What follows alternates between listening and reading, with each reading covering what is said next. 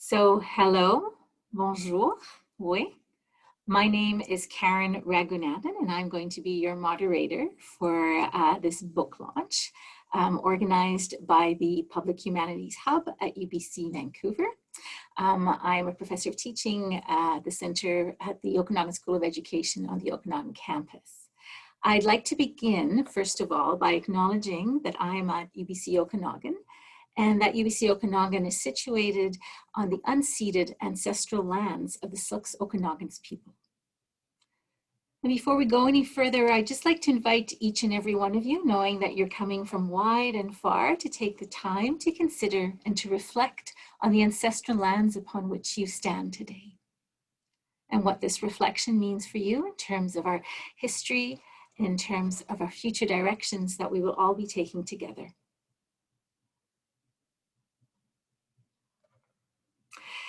So we are here today for two book launches by colleagues of mine from UBC Vancouver and also from the University of Manitoba. And this book launch is in collaboration with Public Humanities Hubs as part of their series of Massy Reads, Arts-Based Approaches to Well-Being in Education. So to begin, I can see people are still coming in. Just a little bit of some technical considerations as we're moving forward. We're going to be here for an hour together. I would ask that as you come in to simply mute yourselves to avoid any transient noise coming through while we meet our authors. And then to please leave them on silent as we move forward. We will have a Q&A period a little later on, and at that time I'll ask you to unmute, lift your hand, and we'll move forward with questions. I also want to remind everybody about privacy and about confidentiality. So this session, this book launch, will be recorded. If you do not want to be part of the recording, please keep your video off. And please know that the recording will be uploaded to the Public Humanities website in the next couple of weeks or so. So without any further ado, I'd like to welcome you to this book launch. We have two books today: Contact Unload, Military Veterans, Trauma and Research-Based Theater,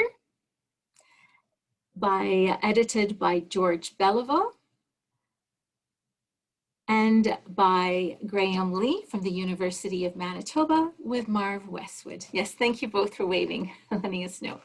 The second book is from Derek Gladwin, Rewriting Our Stories, Education, Empowerment, and Wellbeing.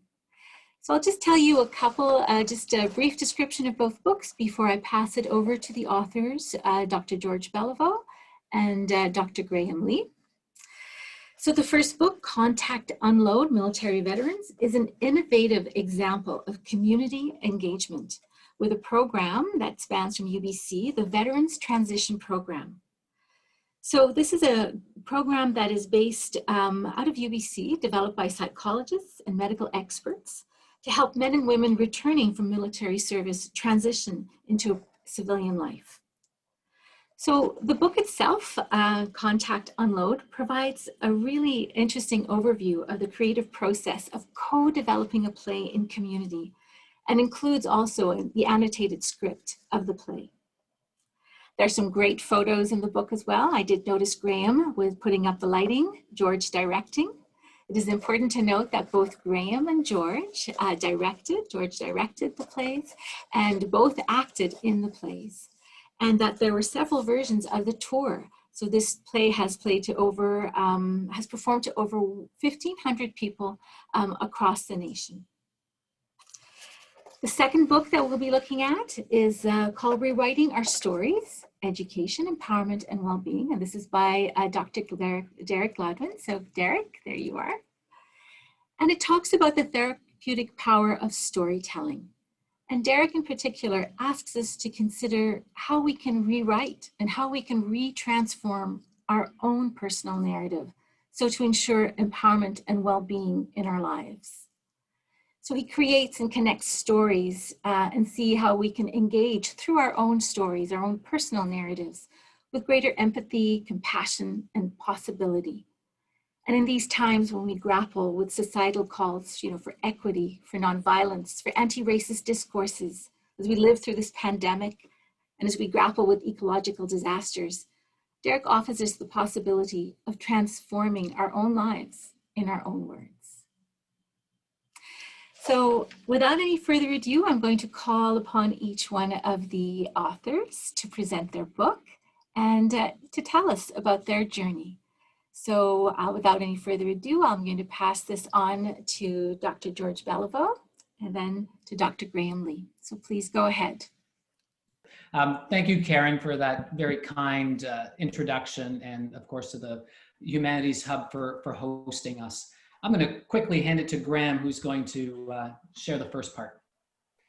So thank you, George. We're going to begin with this being a theater-based book to bring a little taste of some of the theatrical possibilities of this project with a short video clip that will give you a little bit of a flavor of Contact Unload in its theatrical form.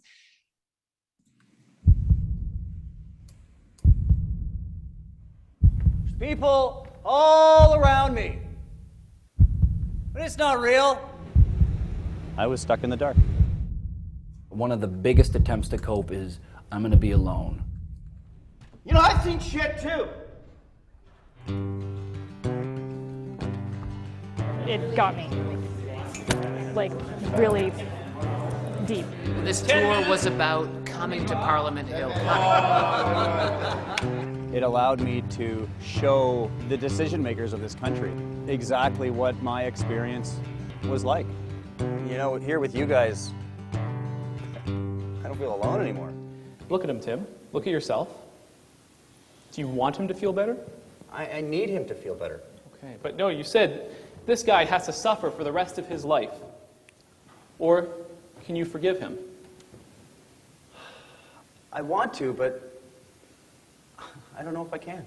Because people made space for me when I was hurting, I know, A, what it means to do that for somebody else, and B, I'm comfortable sitting in the pain. In the cities and farms, the mothers are openly weeping.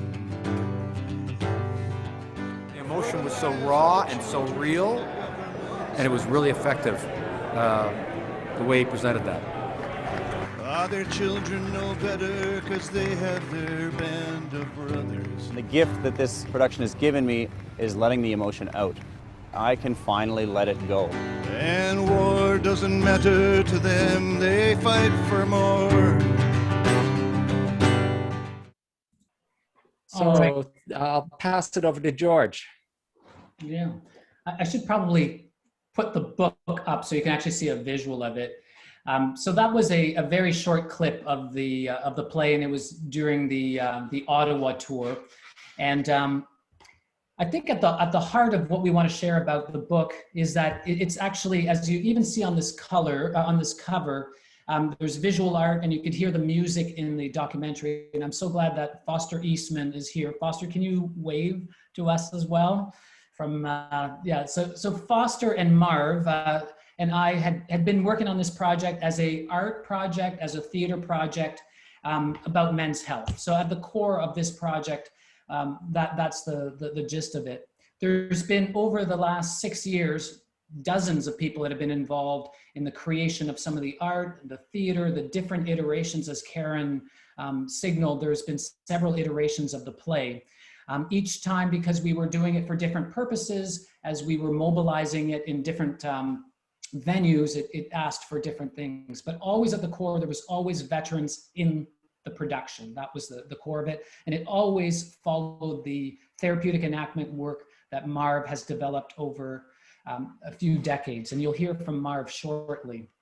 The number of performances depends how you count them, but with the latest adaptation, we're over 40 productions of it, has toured in Canada, in Ottawa and Kingston, Toronto for the Invictus Games. One of our smallest audiences who's been featured fairly recently in the news with Prince Harry. We did perform in the UK.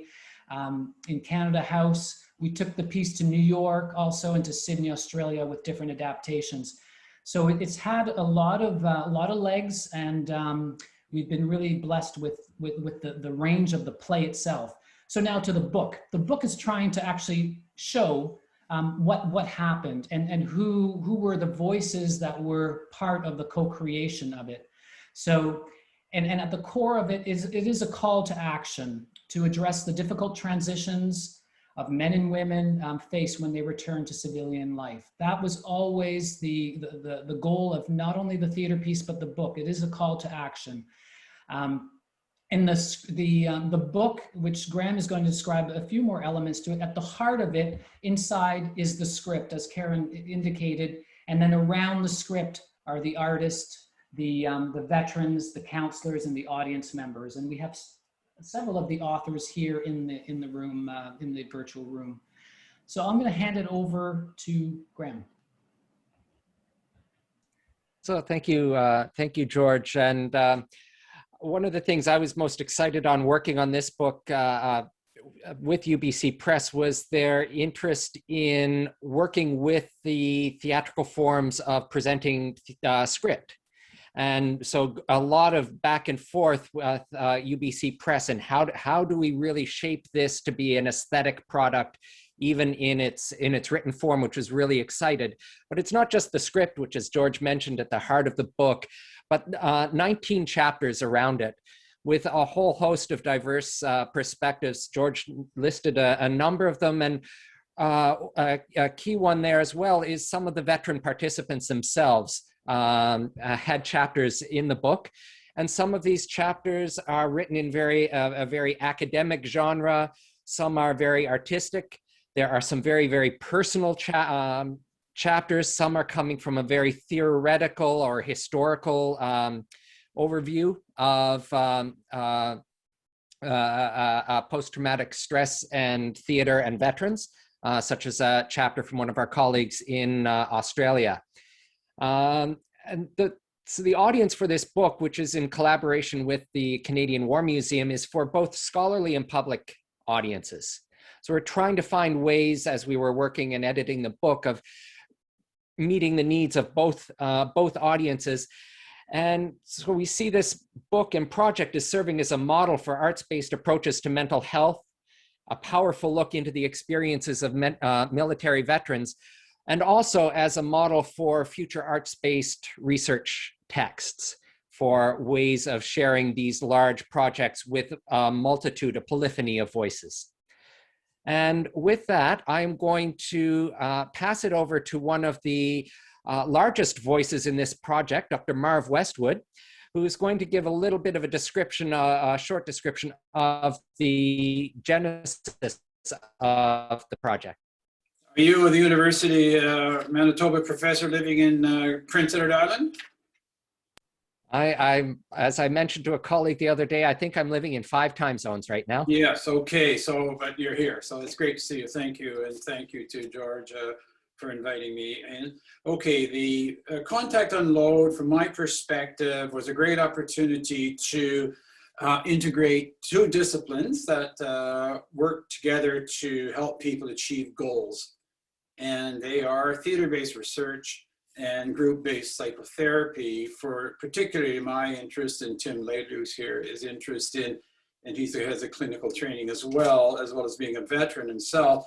We have an interest in techniques for change that involve performing. So I became very aware, hanging out with people like George and Graham and others, that actors actually are very sophisticated in performing self in normally scripted ways. So what we did, we combined their expertise in performing a self into the goals of military returning veterans who were carrying a certain amount of the trauma-related injury. And how would that work together? And that's why it's research-based. So that's how this happened. So performing self in front of a public space, which we can't do in our practice, allowed for their performing self to be witnessed and have audience impact and be impacted by the audience back. I should say our program was actually 3 disciplines. It had art in it, and that came in the form of Foster Eastman, who was very instrumental in working and developing the veterans to be at home in the visual, the tactile, doing things. So there's really 3 sectors in here at least, and perhaps more. Finally, what I liked about it was I asked the veterans, why are you doing this? Because it was hard work. We had to travel to different places. They had to be themselves. And they said, well, we want to give back. We want to educate our public about an option in this part of the world that other vets who are suffering silently could benefit from. And indeed, we found that after many performances, families and veterans themselves would approach us and say, how can I join the program called the Veterans Transition Program? So it had many kind of interacting components. It was extremely gratifying, absolutely. And we want to thank the veterans. They were performing themselves, and they were so good at performing. Someone said, well, your actors are really good. I said, they're not actors, they're Canadian veterans. And they wanted to give back. So I'm really pleased to have been a part of this. That's me. Thank you, Marv. Marv actually performed in the very first production iteration of it on Granville Island. So he's also stepped on stage, and so that was wonderful. I'm going to just read a very short passage so you get a taste of what's inside the book. This is, and you're going to hear shortly from Tim Laidler, a veteran that was part of the project. But this is from an artist perspective, writing, and this happens to be the voice of the playwright, who happens to be Graham also. So I'm reading one of Graham's chapters. Just how much of myself can I put inside this play, this piece? How much can I take out? I know the impossibility of impartiality. Do I risk making this too personal at the cost of the veterans? How can I allow the research to emerge and see myself in it? Maybe that's it. In some small way, our research is about finding these points of intersectionality, to listen through the stories rather than listening to them, to find moments within the specifics of the shock and awe of the stories where universalities of struggle might shine through. Perhaps that is my job as a playwright, not just to tell the veteran stories, but find ways to make their particulars have a wider resonance without diminishing the horrific things these men have seen. And that's no easy task. So that voice from Graham was a very reflective voice as he was working through what had just happened in the artistic process. And now, as I anticipated, we're going to move it to Tim Laidler, who, as Marv pointed out, is a veteran, but also has a master's degree in counseling psychology as well, and holds many hats. So Tim, we'd like you to share a few thoughts. Sure, yeah, happy to. And as mentioned, I did serve in Afghanistan with the Canadian Forces in 2008, while I was in my 3rd year of my undergraduate program at UBC. And coming home from Afghanistan, many people would ask me, what was it like? What was a day in a life for you like overseas? And I'd always sort of wrestle with the way to how do you articulate such a immense experience into something sort of tangible. I can say I've also now struggled with the same issue when people ask me what was it like to be involved in an art project and a theater piece for veterans with a bunch of your colleagues. So it's I find it equally challenging, but I just wanted to share sort of the day in the life of what it was like being a veteran, taking part in this really meaningful project. And it did start with Foster Eastman and I meeting. We've done a few art-based projects using veterans together, trying to help bring the veterans back into community, back into a purpose and into a mission. And we realized that with all the talk of PTSD and focused on the medical symptom reduction, there was always a gap missing with getting veterans reconnected, and not just reconnected to sit around and have a few drinks, but reconnected in purposeful, meaningful ways. Working on a project like Contact Unload, the theater piece, it really delivered that, and so did Foster's art projects. So I can just picture myself there with a few of my friends showing up in the sort of west end of Vancouver to Foster's art gallery right near Axis Hair Salon, where many of the art projects still sit, and getting together with a bunch of people we wouldn't normally meet in everyday life, who were friends and people Foster knew. And we actually carved a tribute pole with the names of every Canadian that died in Afghanistan side by side, over many weeks and learned how to carve with First Nation carvers teaching us. And again, it was sort of takes your mind off of maybe the ruminations and start to share some of the stories with each other.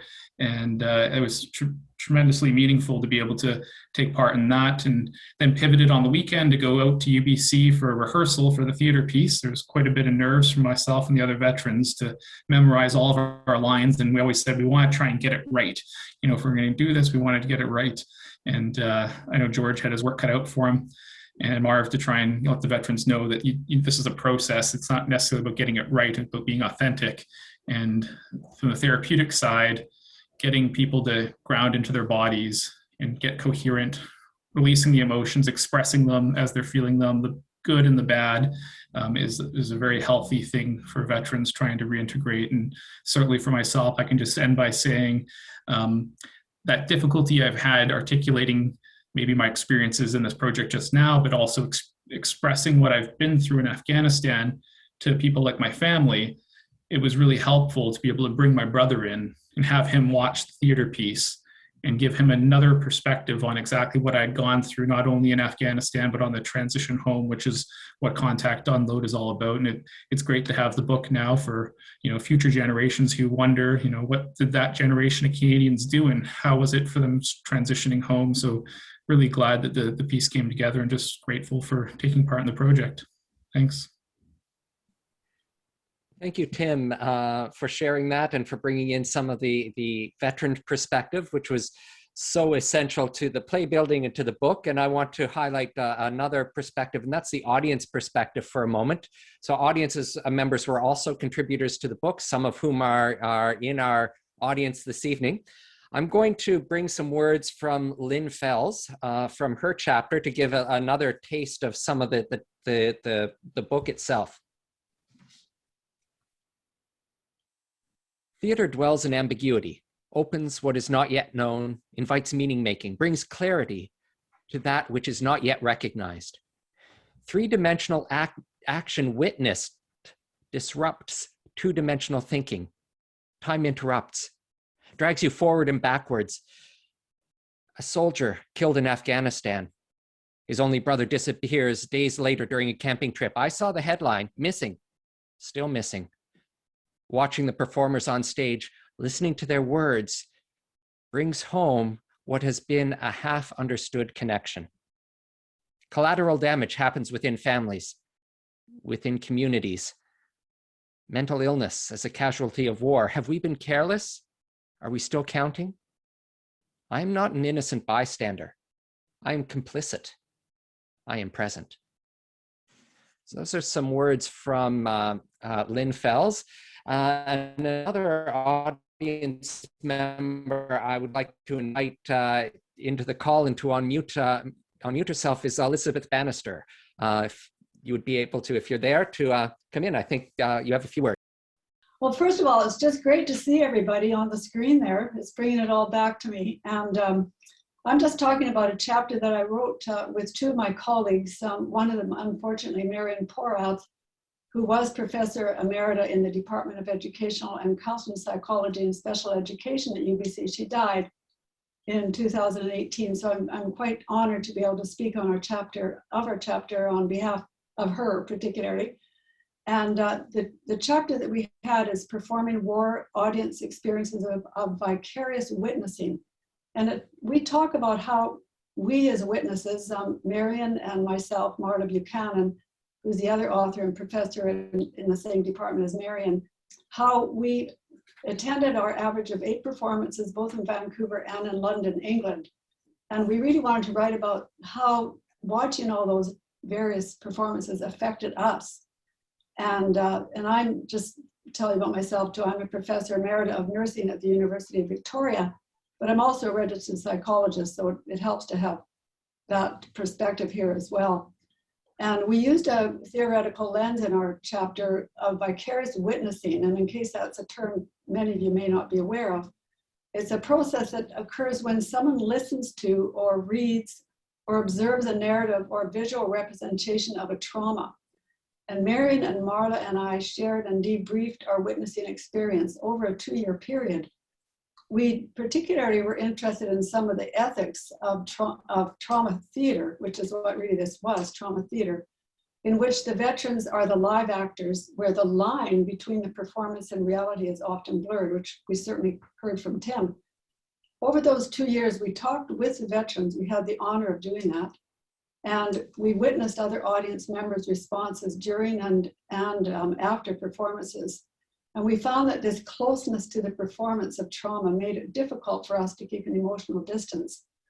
However, the trust that we had between the three of us, among the three of us, through our participation as audience members, helped us provide a really safe space to express our own reactions about the performers, the audience participants, and ourselves. And then to prepare an audience for some of the impacts that might occur when witnessing plays such as Contact Unload, we drew upon our professional expertise and on psychological literature to offer recommendations. And these recommendations were built upon those that were already used at each performance of the play. So to end, I just wanted to say that as audience members, we were a community of individual spectators, co-creating shared meanings and coming to see the humanness of the implications for other human beings to suffer. And thank you very much for this opportunity. Thank you, Elizabeth, for joining us.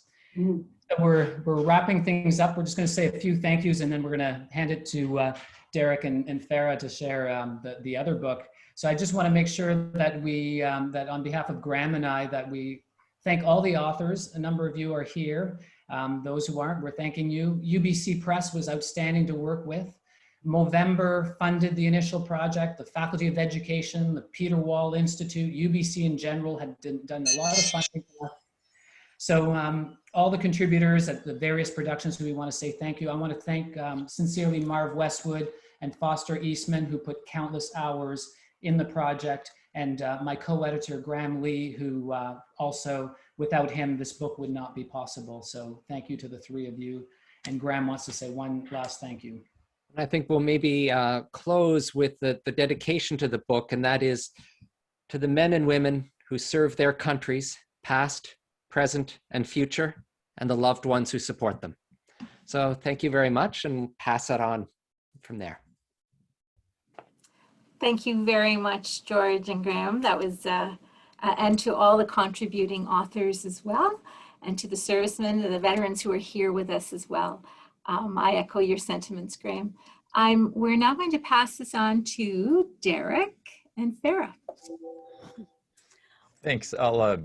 That was fabulous, and I think the transitional kind of connection for me was what was read about listening through stories rather than listening to them. The depth, that kind of depth of storytelling across educational and experiential contexts. So for this portion, I'm going to actually quickly introduce and then hand it over to my friend and colleague, Dr. Farah Shroff, who's in the Faculty of Medicine at UBC, and she's sort of introduced this portion in a creative theatrical way, and then I'll speak a little bit about the book before we move into the question and answer period, or the discussion rather, we'll say. Thank you so much, Derek, and thank you so much to the presenters of the book, which flows so nicely with this one. I'm Farah Shroff, and it's really my pleasure to be here today to celebrate this book that Derek has so beautifully put together. I think it's poignant that we're launching at UBC today on March 11th, a day which marks a year of a pandemic, a year in which so many stories have been told and will probably be left untold, but a year in which today we are telling many stories. Stories of lives lived and stories of lives lost. So today itself is an important day to be launching this book about rewriting stories. I feel like as academics and scholars, sometimes we miss the point of Derek's book. Derek's book is so much about what makes us fully human as storied people. And novelists and filmmakers and writers, they really capture the public imagination because they're able to speak to the human heart. And I feel like Derek's book really does speak to the human heart and get to that place of what makes us fully human. He's spoken from such a breadth of knowledge of traditional Chinese medicine, trauma, just like the rest of you did when you were talking about war and veterans of war. He's talked about emotional well-being, impermanence. He's covered so much ground in this book. This whole concept of how long are we here? Do things stay the same? This concept of impermanence, a very important concept of impermanence. And Dora, I think to me, the heart of what this book is really about is that stories are able to heal us all. And he teaches us at the end of the book how each of us can do that through stories. The healing that is so educating and empowering. And so it inspired me to tell you that in public health, in my field, we use stories quite a lot. We recognize that in order to make people healthy and to change behavior and to encourage healthy behavior, that stories help a great deal. And we have a technique in public health called "but why?" and I use it very much. And being inspired by Derek's book, I'm not going to use the same story that I often use, which is a story which is different than the one I'm going to tell. I'm going to try a new story, and it's a story from Nigeria, from a country where I lived and worked. As you can tell, I'm honoring that in my attire today. And I loved living in Nigeria as a public health professional. It was a place of brilliant colleagues, a place of an excellent minister of health. I was doing community health worker training and health planning there and met some really incredible people. And it was there that I met somebody who I still know today, and we'll call him, for the sake of this story, a Bebe, a jubilant and buoyant man, a preacher in his home country. And he came here to Canada as a scholarship student to study theology, to basically up his game and become an even better scholar of theology. And he was really happy throughout his master's degree, really happy to be in Canada, so full of hopes and dreams. He had been somebody who lived through the Biafran War. And if you met him, just looking at him, you might be able to tell that some of his facial features and some of his features on his body showed that he had been through a war. But throughout those experiences and throughout everything he's ever done, he's never done anything but smile and laugh and be jubilant. So he finished his master's degree and went back home and found himself a wife, telling her that he was going to bring her back to Canada when he got a really good job here. And so he got back and earnestly started searching for work. And he asked church after church after church, now that he had a Canadian Master of Divinity degree, could they please hire him? He was already a preacher back home, and could he be a preacher in a Canadian church? And month after month went by when he hadn't heard anything positive. And finally, wanting to bring his wife here really desperately, he accepted the only jobs that he was ever given. And you might be surprised, or maybe you aren't, that those jobs were janitorial jobs. So somebody with a master's degree and many years of work experience behind him ended up cleaning the floors of Canadian churches. And he did that for a number of years and wasn't really able to bring his wife here to Canada.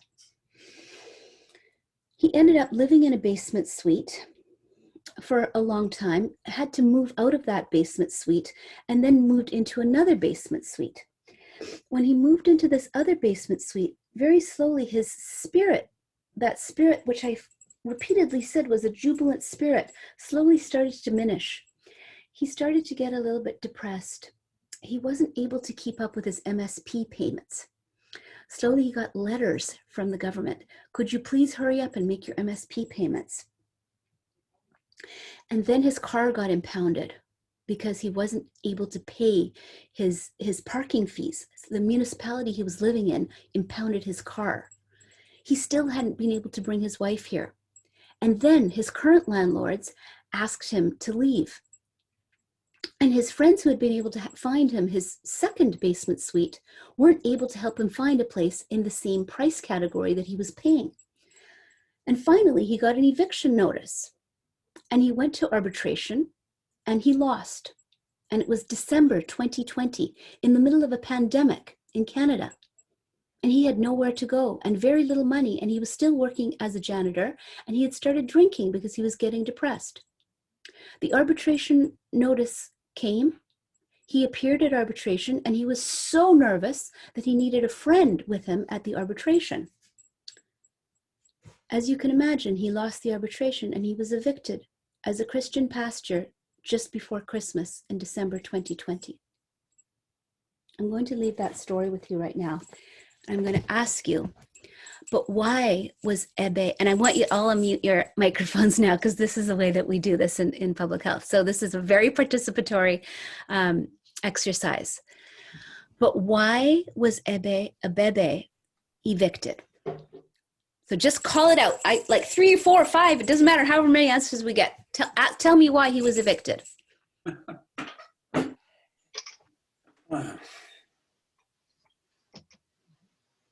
Couldn't afford to pay his rent. Okay, anybody else? Thank you.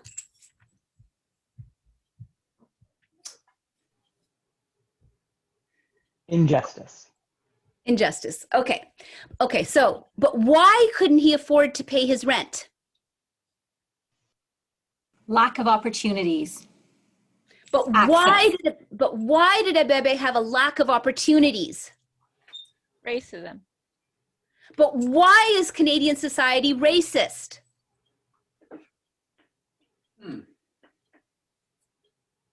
Anti-immigrant. But why is Canadian society anti-immigrant?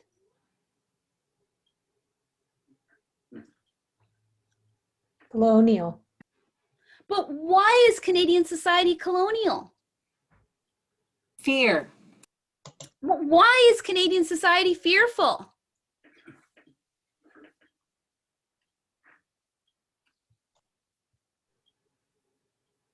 Don't One like more. change.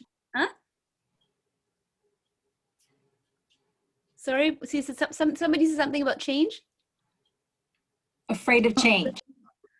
Afraid of change, yeah. Okay, all right, I'm gonna ask you one more question about Ebebe. Why was Ebebe depressed?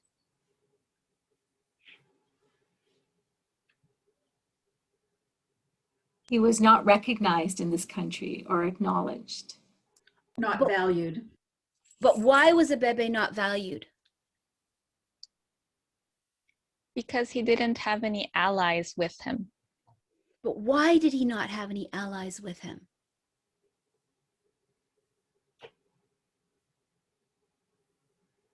He was different. But why was he different?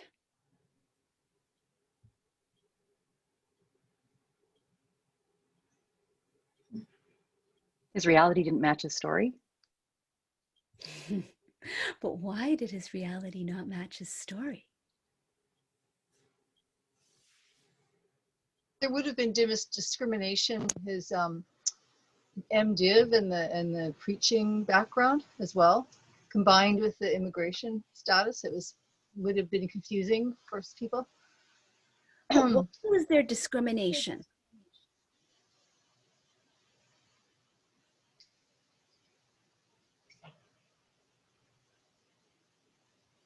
Institutions.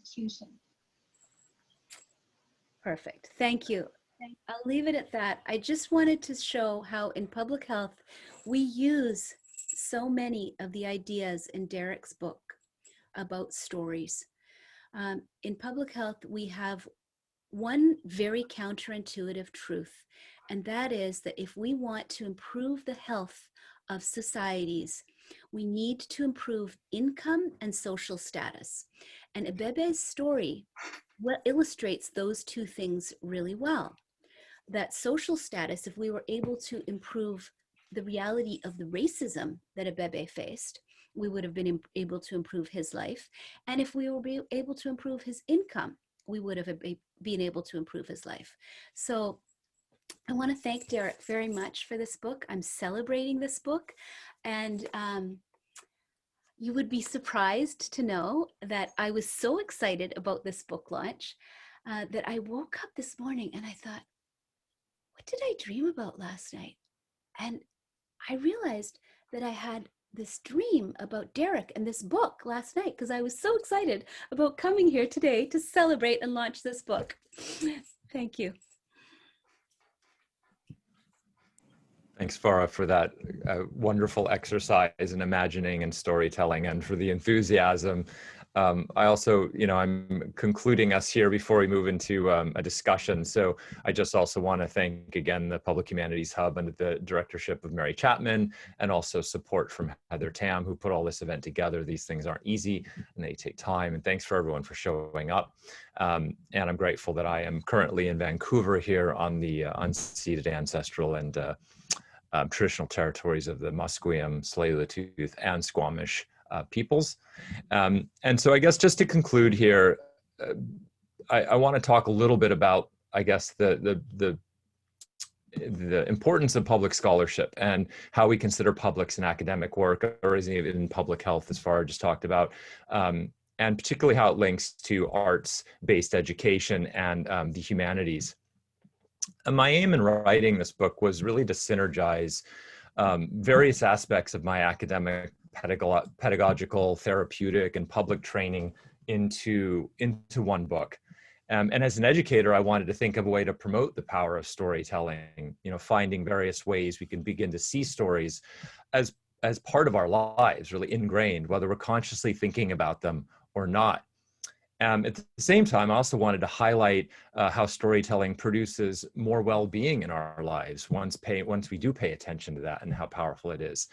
In other words, it has a healing element to it. Cherokee author Thomas King put it best when he stated, "The truth about stories is that's all we are.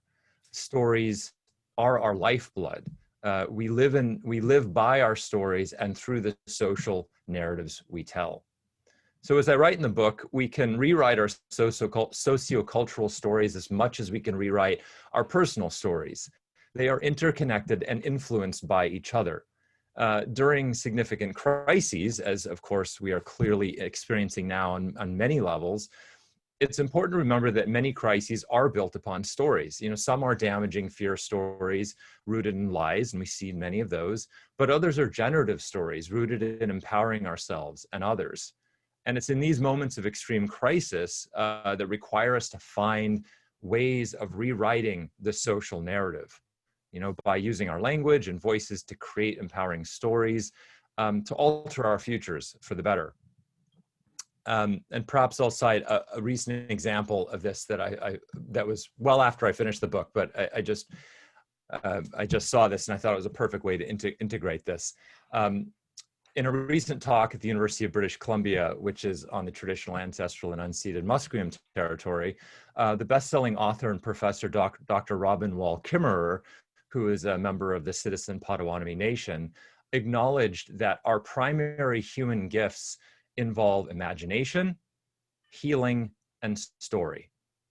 She explained that we are sold a fiction about our powerlessness, that we cannot change, the fiction is that we cannot change in the face of dramatic perils like climate change, social injustice, or a return to generative economies. We must instead rewrite and retell an empowered and equitable global story that considers ways of addressing some of the existential challenges of our time. And this is where imagination, healing, and story influence many forms of learning and intelligence. Intelligences, the plural of all the ways in which we, the different ways of knowing and understanding and being, and the various paradigms in which those exist in the world, and how they contribute to storytelling through meaning making and future making. I mean, succinctly put, everyone is a storyteller. We are all as storytellers. And we also use narrative and storytelling to not only understand ourselves, but perhaps really more importantly, appreciate and build relationships with others. Storytelling is ultimately relational. And then an activity that Farah introduced us to was really about how the relational ways we imagine other people's stories. Research shows actually that experiencing other people's stories enhance our ability to feel empathy for others, for others, and for circumstances outside of our own lived experiences. And so for me, at least, this is a way of engaging with storytelling as an educational practice that also considers personal and sociocultural dimensions related to well-being education. It's also inspired me to take on this form of public scholarship and discuss the power of storytelling as really a salve to heal our lives, but in combination with how that has effects and ripples on a sociocultural scale. So perhaps maybe I'll just leave it there so we have some time, and I'll hand it back to our fabulous moderator and a storyteller in her own right, Karen. Thank you so much. Thank you both, Derek and Farah, for that very, dynamic and, interactive way. And Derek, for, yes, for those inspirational words as we all adhere, to public scholarship. I think that's, in higher education, that is certainly a direction that we should all be heading in. And I think both of your books definitely denote that. Without any further ado, we would like to open up this session now to you, the audience members, for your questions, your comments. Please feel free to either raise a hand or just jump right in. We also have the chat option if you're not too comfortable asking questions, and we can I can simply read the questions out to you. So yes, no, please don't hesitate. We, as Derek has mentioned, this is part of public scholarship. It's part of engaging with the communities that we serve. So we would love to hear from you. So I see a couple of videos coming on. Yeah, thank you, Marvin. Go ahead. Yeah. Well, it's not a question. I just was aware that we had one of the artists on board, Foster Eastman, and he's very quiet, and that's not how I always remember him. And I was going to ask him if he wouldn't mind commenting on the role of the art formation, especially in the creation of the totem, and because you organized the carving of that with one of the members of the First Nations community. Do you mind commenting on that, Foster? I think you're in silence. Okay. Yeah. All right. All right, I'll speak a little bit about working with Gladwin, our master carver that helped us and taught us how to carve and to tell a story of the missing participants who had died in war. And I found it was a very powerful experience. We followed all First Nations traditions of preparing the pole ceremony and healing ceremonies. And it was having a raising of the pole ceremony. It was all very emotional and powerful. And I think it was interesting to work with First Nations who are warriors, and to work with modern warriors from Afghanistan, and to be able to tell their story through First Nations techniques. And I mean, I think what we haven't mentioned is the totem poles was actually carved out of coffins, which made it very symbolic and quite visceral in a way. So, and actually taking the project to Canada House and having a raising of the pole ceremony in Trafalgar Square was pretty cool with Prince Harry and the other royals who came to visit. And as they are all military family, to have that kind of support for this project was pretty amazing. Thank you. Okay. Thank you very much, Foster, for sharing that experience. It certainly does add, to the depth and breadth of the book, Contact, Unload. Does anybody else have a question?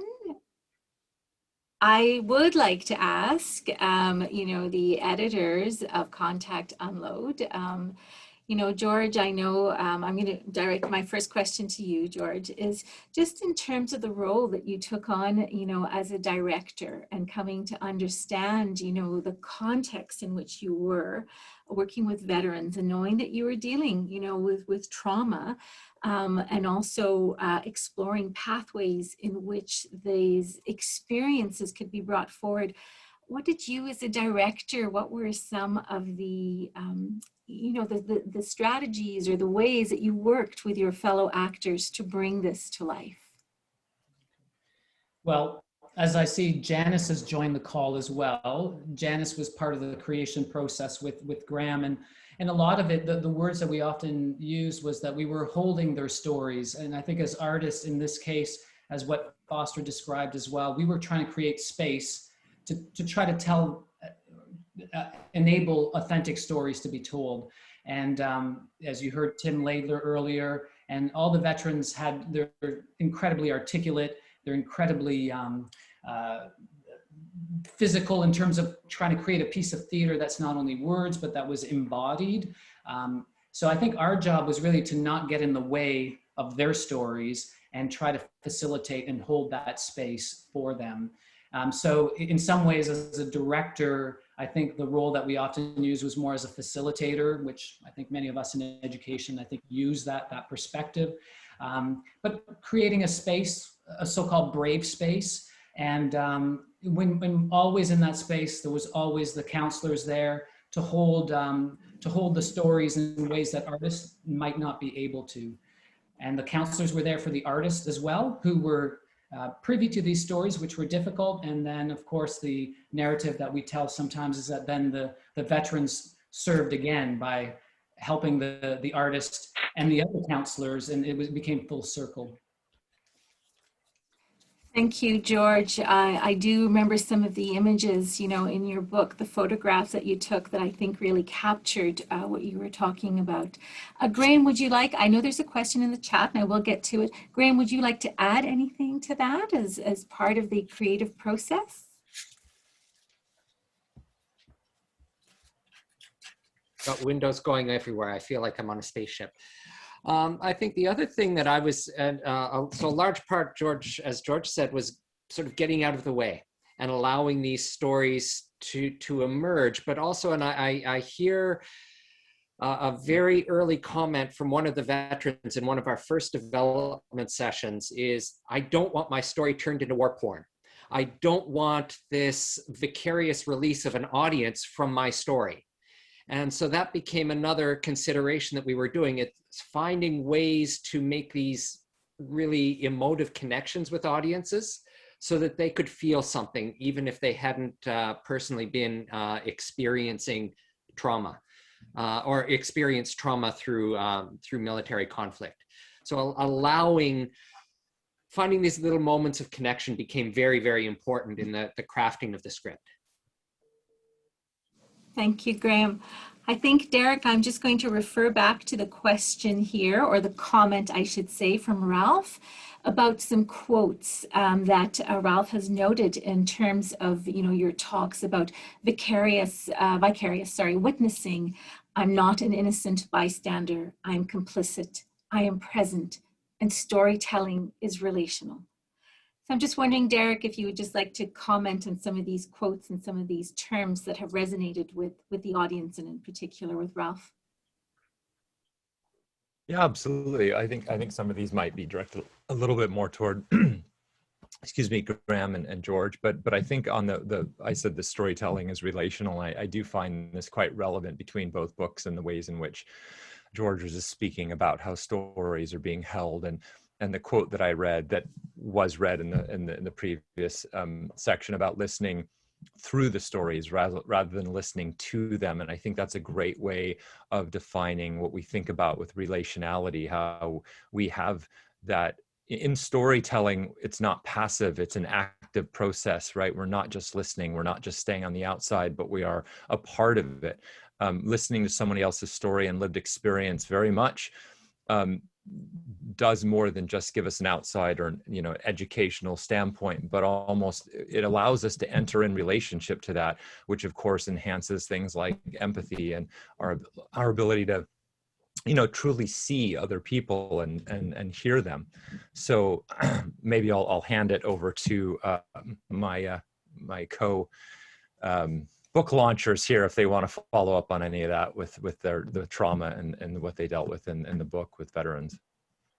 I don't know if someone, we have authors here that have touched on that. I don't know if they wanted to, I'm opening the space for others. And what I'm interested in Ralph's comment is that he's really looking at the audience responses to witnessing victims themselves portraying trauma. And like we weren't in that position because we were seeing that unfold time and time and time again. So we had a different relationship to that.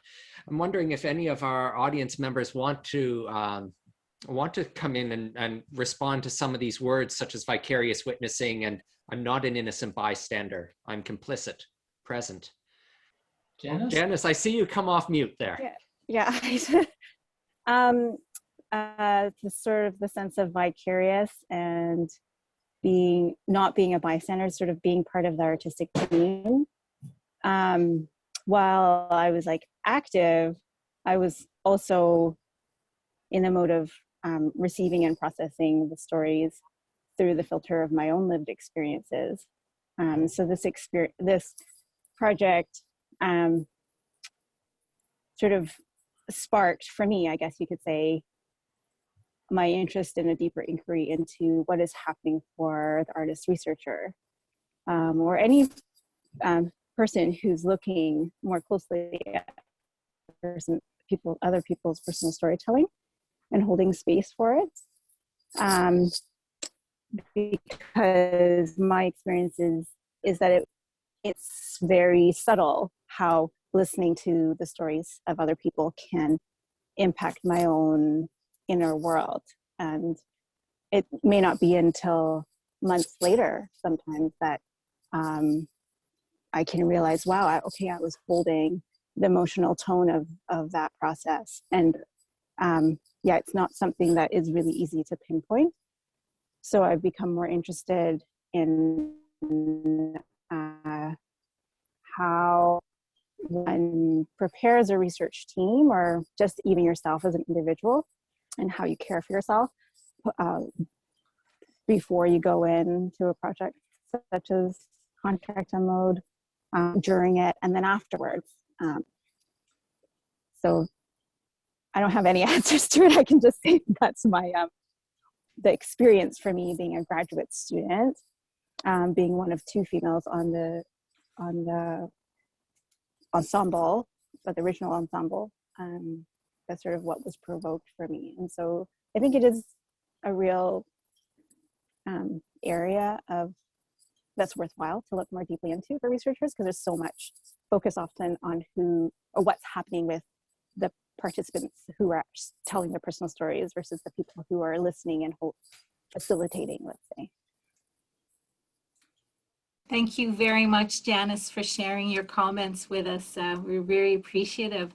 I'm looking at the time now, and I know that it's 5:30, and that we've had a chance to meet all of the authors to share their experiences.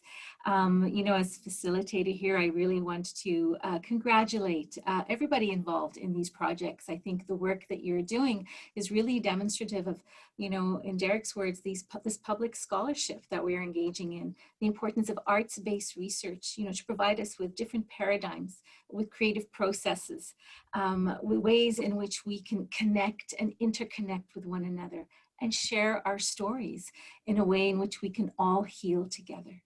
So I thank you all, especially the authors who've come and shared their stories, and the audience for spending time with us. If you have to leave now, please do. If not, please do stay on and take some time to chat with the authors. I think they're going to hang out for just a little bit as well. And I see Janice is an author of the book as well. So congratulations, Janice. So thank you all very much. If you want to unmute and we can just all clap together, or just hands is fine. Thank you very much.